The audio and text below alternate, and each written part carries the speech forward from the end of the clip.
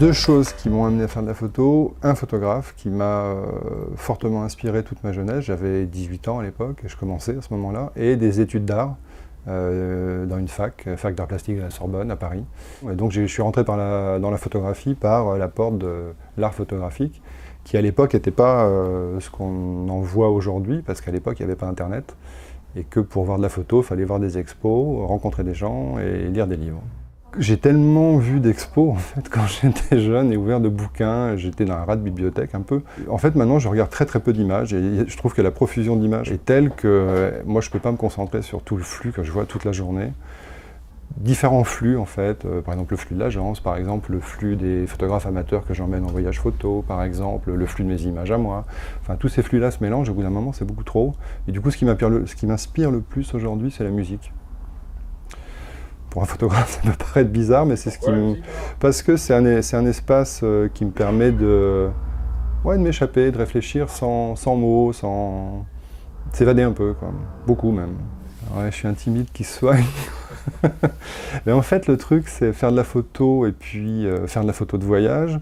Bah, forcément, on va au-devant des gens, parce que quand on voyage seul, de préférence, on est obligé de rentrer en contact avec les gens, d'expliquer un peu ce qu'on fait, pourquoi, comment, qu'est-ce qu'on en attend, parce qu'on attend quelque chose des gens, qu'ils soient là, à tel endroit, ou qu'ils regardent dans telle direction, ou que sais-je. Et donc, on est obligé d'aller vers les gens, et quand l'appareil photo devient, en tout cas c'est mon cas, à peu près la seule façon d'appréhender le monde, parce que c'est difficile pour moi de m'intéresser à quelque chose sans appareil photo, c'est étrange, mais c'est comme ça. Bah oui, on est obligé d'aller au-devant des gens, mais c'est vachement intéressant. On est obligé d'avoir en même temps de l'empathie et en même temps de l'intérêt. Donc ça ouvre les autres, c'est bien. L'ours noir, l'ours blanc, en fait ça se passe au Manitoba, donc c'est tout au sud de la baie d'Hudson.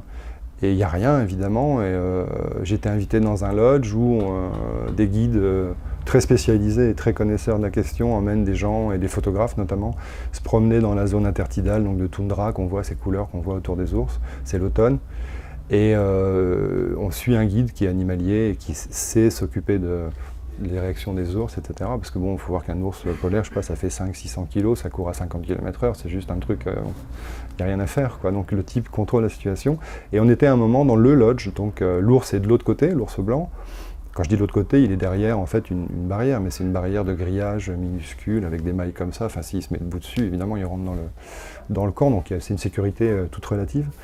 Et en fait, cette photo est bien parce que j'ai eu la chance de débutant, j'ai un ours blanc qui croise un ours noir. Et en fait, c'est un moment un peu particulier parce qu'on était dans le lodge, et à un moment, l'ours blanc a senti l'autre et a commencé à aller un petit peu vers lui. Et bon, on a bien vu que ça allait barder plus ou moins. Il y a une partie des gens qui sont partis dans un sens, puis moi je suis parti dans un autre. En fait, je me suis jeté sur l'ours. Derrière la barrière, mais je me suis jeté sur l'ours, et bon, ça m'a fait un petit... Voilà. C'était un bon moment.